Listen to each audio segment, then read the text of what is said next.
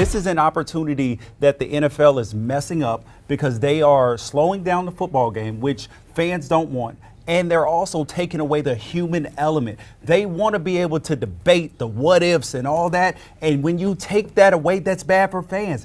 I'm all in on player safety in terms of no more blindside blocks. I'm all in on the kickoffs in the terms of being able to fair catch. But then now they're trying to do the ejections like college. But at the end of the day, no matter how great you play the game, no matter how perfect you play the game, Scott and Adam, bad things happen to good people sometimes. When I came into the league, I was drafted with a guy named Byron Leftwich. And we already had a starter in place named Mark Brunell. Mark came in, was able to groom Byron, help Byron, and then Mark got hurt, and Byron was able to step in and lead the team because these are men, like these aren't boys anymore. When you look at officiating a game and trying to do it in hindsight, in slow motion, using all this technology and video graphics, think about this. The game really comes down to 2 sticks and a chain. Imagine a world where fans have nothing to be outraged about. There's no missed calls. There's nothing. When they're not having success scoring the football, Belichick and Brady, they get back to the basics. They run the football. And once they're having some success with Michelle, then they're able to get to that play action passing game. And Rob Gronkowski is now having an impact on this game. 40 yards in the first half, 18 in the second half. And you know Brady's going to be looking for him even more going down the stretch. This is how Julian Edelman became the second all-time postseason receptions leader. He's going to come in and he's going to go in on a slant and, oh, nope, not exactly. He comes back out on a return route, and it is so difficult for wide receivers, for defensive backs to guard him in the middle of the field. And you've seen this so many times with Tom Brady, into the game. All their Super Bowls have been close. That play in itself showed the versatility of the Patriots team. And you see Giselle right there. She's nervous just like everybody else, but Tom is cool and collected. Yes, he is, and he's in the shotgun again. It never ceases to amaze me. Tom Brady sits in the pocket. Nobody's even close to him. 3 defenders near Gronkowski.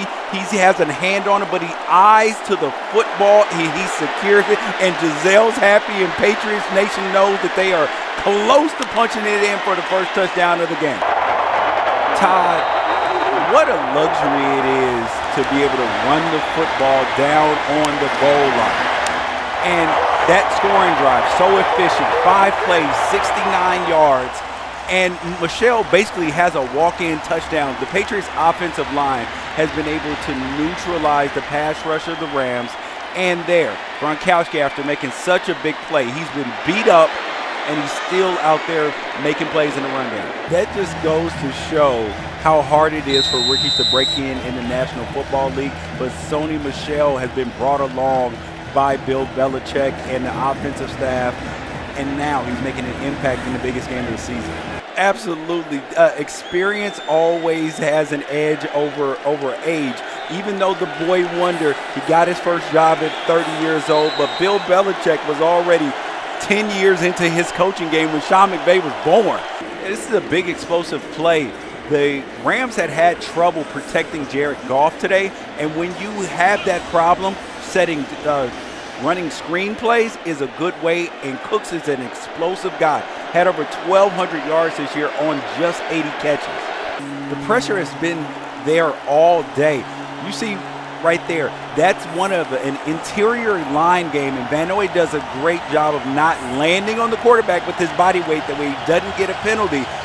But the Rams blocking schemes, their protections have just been confused all day by the Patriots line games. Their defensive line slanting and moving and switching places has caused them problems. Now Goff on the 3rd and 9. One of the few times that Jared Goff has had a clean pocket, and Woods right there works over the top of the receiver, and even though he's not necessarily open, Jared Goff believes in him and his ability to catch the ball in traffic, and made a play for a huge first down. Fabulous job by Harmon here. The Patriots, they teach their guys to go between the basket. You see the hands there. Instead of just trying to tackle the receiver or hit him, They're going to go dislodge the football. But Woods, if you want to win the Super Bowl, those are the kinds of plays that you have to make, like we saw Gronk on the other end. Well, let's see if the Rams can bounce back from that.